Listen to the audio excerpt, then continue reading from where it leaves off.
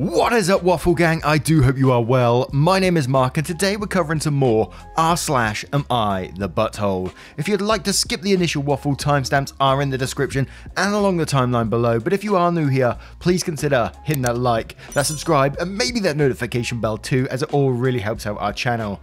Now, just a huge thank you to two new members we had yesterday. We had Danielle Demchak, and we also had Jesse. Thank you so much for your support. It really does mean the world. And if you'd like to join too and support the channel, no pressure to do so though. Just click that join button down below for YouTube, or click the link in the description for the Patreon sign up. Thank you so much. It really does mean the world to me, and for everyone, including you, for taking the time out of your day to be here and, you know, just get involved with the channel. Thank you so much, and let's get on with today's stories. Much love, guys. Now, our first story comes from a throwaway account. Am I the arsehole for asking a woman so you'd want to swap bodies with me after she kept pushing me to love myself? I don't have tolerance for people who try to push their beliefs on others, especially when it comes to diet, fitness, bodies, etc. I have a big issue with body acceptance / fat acceptance movements, but usually keep my opinions to myself unless I'm asked. I also have a problem with the corny be positive / love yourself mindset. Well, I gained some weight over the past year. No excuses, I just stopped caring about what I ate and drank and packed on the pounds. I'm working on fixing it, but obviously it doesn't happen overnight. Me and another woman were commiserating our break outside, and this woman, Nicole, from another group came up and inserted herself into our conversation. It turns out she doesn't like diet talk. She was trying to push us away from it. Me and the other girl kept moving the talk back because she was struggling too, and we wanted to talk about it. Well, Nicole interrupts and says, "You guys are spending so much of your mental time and energy talking about this. You need to focus on loving yourselves." I side-eyed her and said, I do love myself. That's why I'm doing this. Nicole said, "No, but if you really practice self-love and self-acceptance, you won't spend so much of your time obsessing over every little pound. Love your body for what it is and what it can do for you." Honestly, I was just like, who the fuck is this woman? Why does she think she can barge in and interrupt my conversation with my friend? I tried to play it off nicely, but it really pissed me off. She kept going on about self-love and body positivity and blah blah blah, so I just had it. I said, "So you're saying you'd be okay with switching bodies with me and looking like I look?" She looked kind of shocked and said, "Well, I mean," and just kind of trailed off. Her face got all red. I said, "Right. So if you wouldn't be all loud and proud and happy if you had this body, why should I? And why should you get to tell me how to think about my body? How is that your place?" She looked like she was about to cry and left without another word. The friend I was with cracked up after this, and we continued talking. I guess Nicole's group heard about the whole debacle, and a few of them told me that she was just trying to help us have a more positive outlook, and that I made her feel bad. Am I the arsehole? This is kind of a tough one for me, but I'm going to say not the arsehole in this situation. You know, this co-worker invited themselves into the conversation, and they wouldn't take the hint after the first time you tried railing the conversation back onto diets and stuff like that, and she carried on down the body positivity road. If I was that person, if I was Nicole in that situation, and someone changed the conversation back into what they were talking about, I would have left it there, but she didn't, and so she got the blunt end of your stick, basically. And whilst I think the reply where it gets to "how is that your place" was overly blunt, it's not quite enough for me to turn it to an everyone sucks here in this situation. But Snappy Mango says, "Not the arsehole. Why the fuck is it so hard for people to mind their own business?"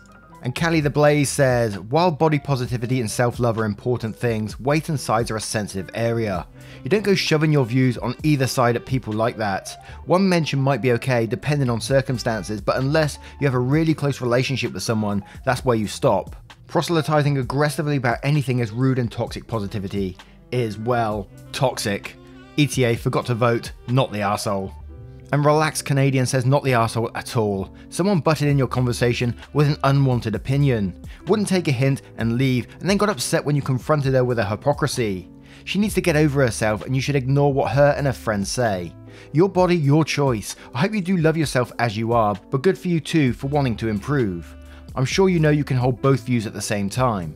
Nicole's an idiot, and good intentions and friends that defend them don't mean you get a free pass to say what you want and have people just accept it." And Lola Galaxy says, in quotes, "I do love myself, that's why I'm doing this," and then says, "The part of self-love that no one talks about. Caring enough for yourself to initiate a change in lifestyle."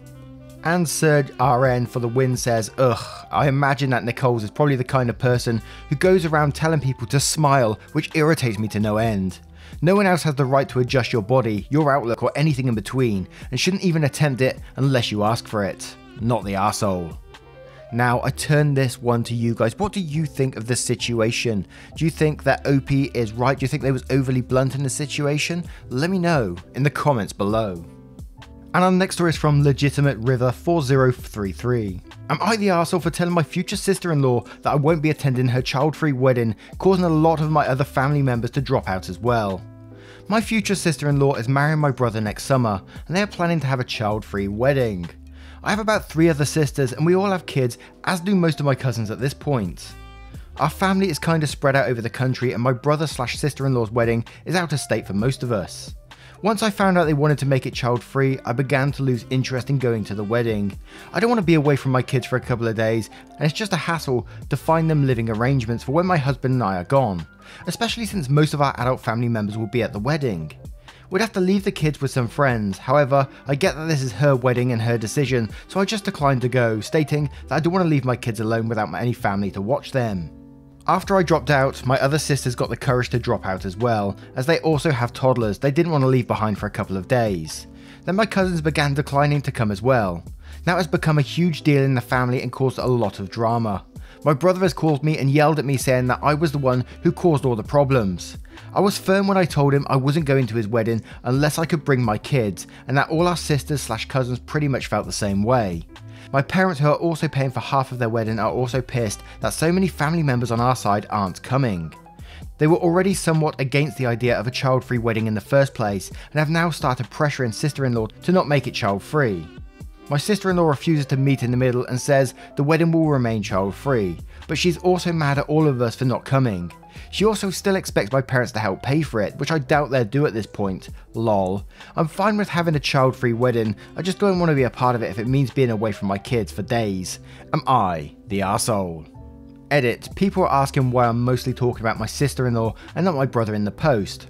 I know for a fact my brother was okay with having kids at the wedding. It's the norm in our family and he loves his nieces and nephews. It's my sister-in-law who wants it to be a child-free thing, against the wishes of 95% of our family, and still have my parents foot the bill. My brother is just supporting her to make her happy. I'm sensing more here. Edit. She has an entire 4-day itinerary planned with 6 events that she expects all to be child-free. Are all of us with toddlers and kids supposed to swing back and forth from hiding our kids in hotels with random sitters to all wedding activities just to keep my psycho sister-in-law happy, and then pay for it because she sure as fuck won't, since our kids are our problems, and she stated that to my face. You know, when I first came into this post, I was sort of like, yeah, that's absolutely fine. You can't expect everyone to bring their children along or find plans for your children if you're having a child-free wedding, and you know, the people having the wedding would have to expect this. Towards the end, I was getting a feeling of resentment and bitterness towards sister-in-law, and it felt like there was a lot of feelings going on. And I know it's outside of the story and I'm going off on one here, but I'm going to go with it, okay? It just felt like, you know, there was potential talking going on in the background to, you know, potentially boycott this wedding as a group to show her who's boss.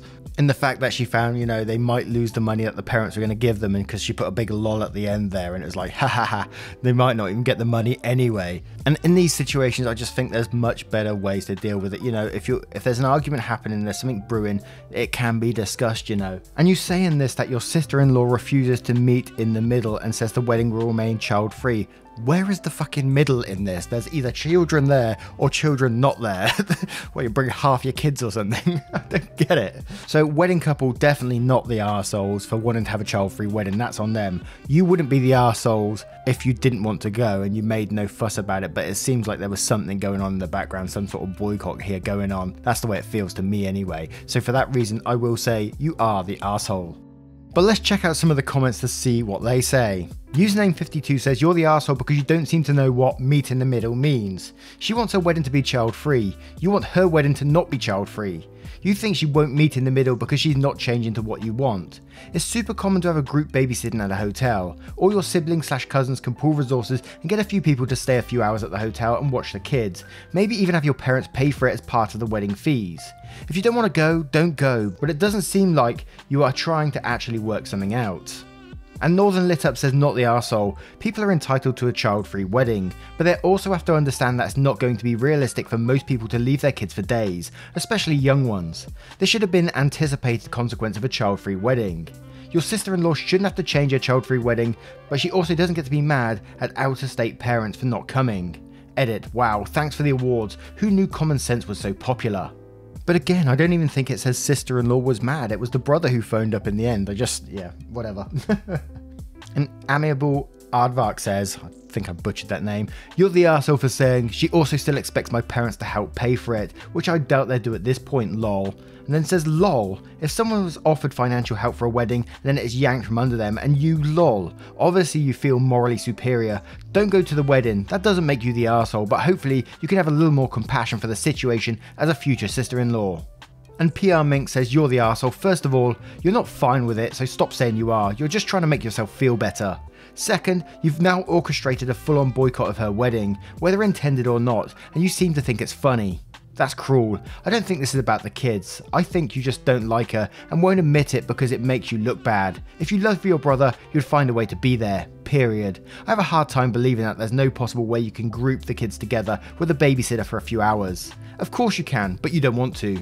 I'd be crushed if I was her, receiving this welcome into the family.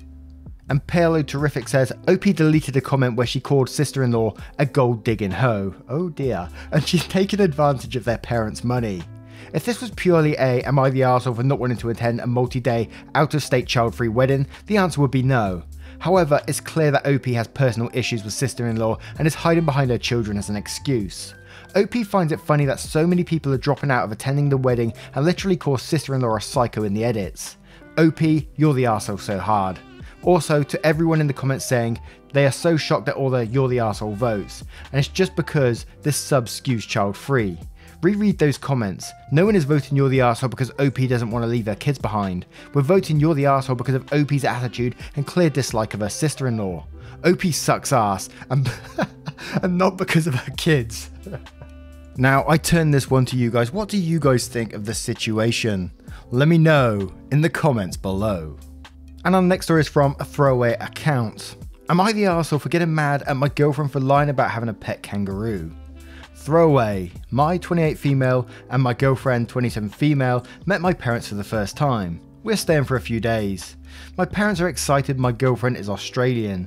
So much they cooked meat pies for dinner. We got there fairly late and they had all this food prepared. I completely forgot to tell them my girlfriend is vegetarian, but I honestly didn't realise they had anything like this planned for our first night. They said it was a surprise and looked crestfallen, so my girlfriend intervened and said I was joking. Privately, I asked her what she was doing and she said she didn't mind eating meat for one night. It was a choice thing and she had eaten it growing up. She's very easygoing and told me to chill. She was drinking, which she never does. Usually she's quiet, but she was getting chatty, especially with my dad. They encouraged each other. My parents are a bit obsessed with her being Australian. We get to the end of the night and she tells this detailed story about her pet kangaroo. She even had a photo with one. Later we went up to bed and I asked her about it and she kind of laughed but didn't elaborate, just said, sorry, I was pissed, and passed out. The next day I asked her about it and she said there was no kangaroo. At the time she thought it was funny to make my parents believe she had one. I asked her if she did it because she was pissed at me about dinner, but she said she meant pissed as in drunk, and she would tell them today she was pulling their leg. The pic was of her and a random kangaroo she saw at a zoo. I told her my dad wouldn't get this and think she did it to make a fool of him. She shrugged and said, fine, I won't tell him. I can have a pet kangaroo. At the time, I thought likely the story would be forgotten, so I agreed to leave it. Through lunch that day, the Australian thing came up a lot. She started the lunch fairly reserved, but after a few drinks, she began telling them about her life in Australia. It was convincing to my parents, but I was pretty sure it's BS. Think things like Akubra, desert, whip, all very stereotypical. I'm not sure if I pronounced those right. We ended late and she went to sleep. The next day I asked her and yeah, it's all BS. She said she just drinks when she's stressed and finds it funny to go along with the Australian thing in the moment. She's always had an odd sense of humour, but I was mad. Told her she has to stop drinking. She says she won't, it's stressful to meet parents, especially as a lesbian couple, and I'm an arsehole for not supporting her more. I told her we should tell my parents the truth and she said no, they would think she's an idiot with a drinking problem. I told her she was in the heat of the moment. My parents love her. Somehow, drunk, she managed to be charming as fuck. The next day she slept off her hangover and avoided everyone. I said she wasn't feeling great. Since then, we seem to be at a weird stalemate. I'm furious and she's acting like this isn't a big deal, actually being quite affectionate with me, chatting to my parents. Am I the arsehole? So we're going to go straight to the comments with this one, with Visual Tour 346 saying, every American on this thread, oh my god, she's an alcoholic and a pathological liar. Every Australian on this thread, wait, she left out the bit about the drop bears. Your girlfriend sounds like a good sport and everyone enjoyed themselves. Chalk it up to a cultural experience and carry on. And Government Spybot says, you're the arsehole, it's a bit of drunken Australian banter, my dude. It's called a wind-up. The Irish do it too. We bullshit their life out of each other when we drink and then laugh when others fall for it. It's banter, good crack, no harm meant, cultural thing, Aussies do it too. And Blue Winged Yoshi says, you're the arsehole, your girlfriend sounds great and like she can really tell a story. Nobody has a pet kangaroo. They really aren't practical pets. Of course you should tell your parents the truth, this isn't a maintainable lie and it's just a bit of fun, but if it turns out you kept going for a year before they find out, then that is hurtful. As for the eating meat thing, she did you a solid. Some veggies grew up eating meat and can eat it if in a pinch. You really should have told your folks her eating requirements in advance to avoid putting her in that situation. But she bailed you out massively by avoiding a scene over food on a first meet. Put the kangaroo lie down to Aussie humour. Say you forgot to tell she was a vegetarian and she can eat meat if really pushed, but that it wouldn't be appropriate to serve it again, and crack on with life. Now I turn this one to you guys. What do you guys think of this situation and how would you have dealt with it? Let me know in the comments below.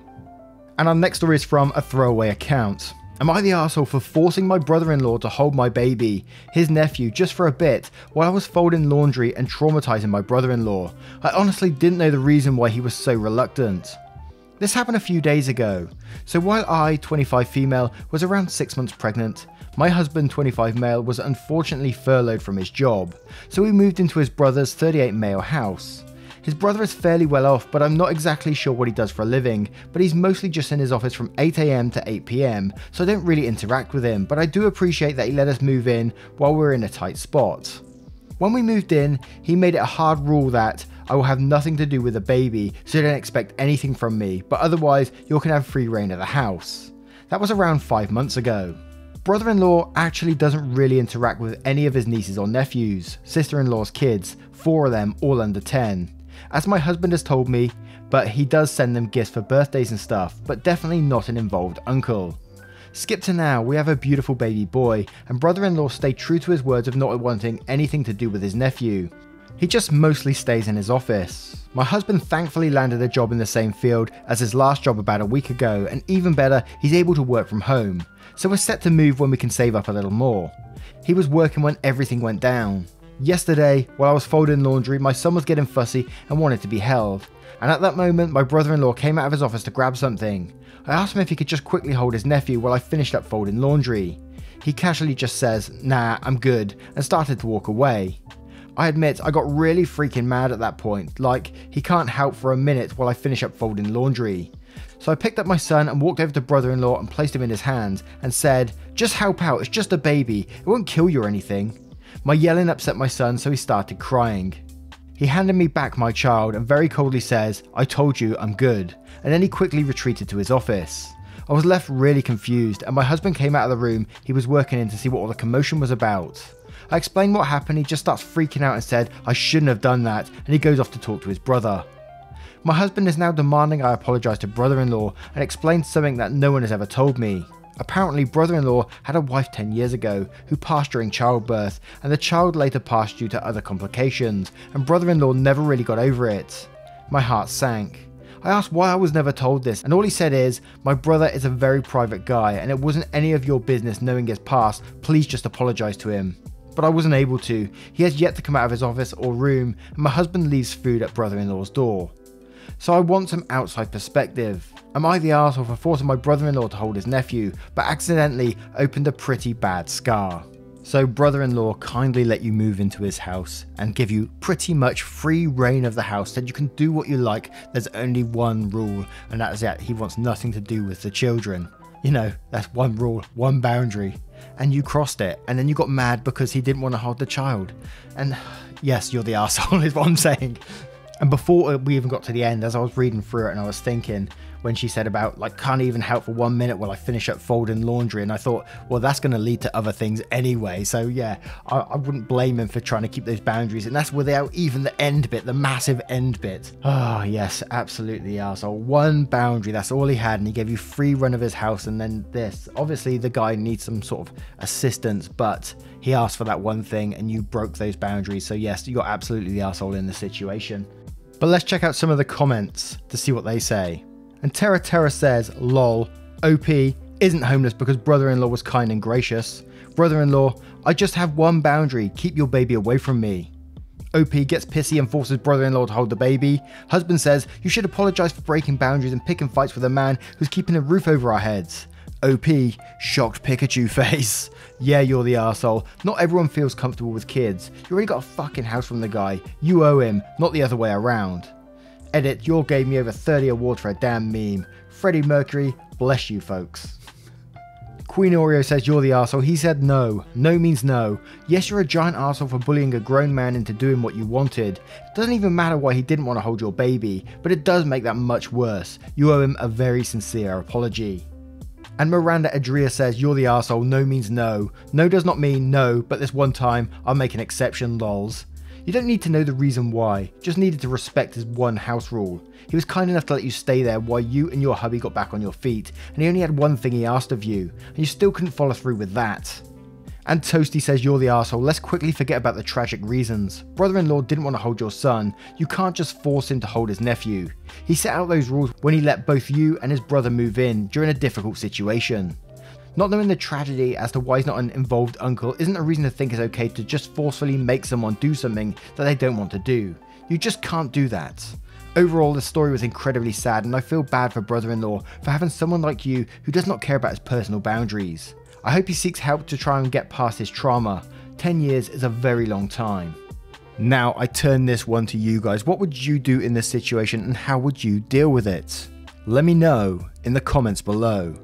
Now once again guys, thank you for being here today. I hope you did enjoy today's stories, and if you did, you know what to do. Hit that like, that subscribe, and maybe that notification bell too, as it massively helps out this channel. And if you're feeling extra spicy, you can join the channel by clicking that join button down below for YouTube, or going to the link in the description and heading on over to Patreon and joining up there. Thank you so much for the time out your day, really does mean the world, and I will see you in the next one. Much love guys.